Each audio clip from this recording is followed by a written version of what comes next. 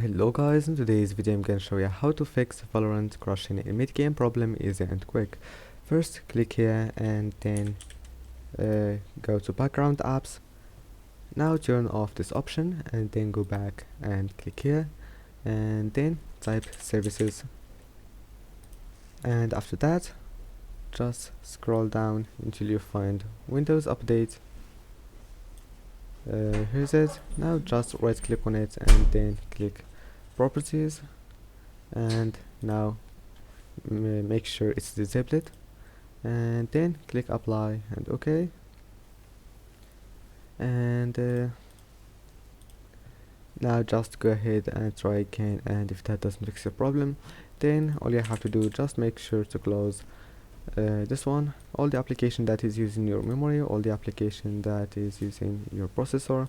So just close all of them, just right click on any task that you don't need here and then end task, and then go ahead and try again, and I hope that can help you. Don't forget to like, subscribe, and see you in the next video.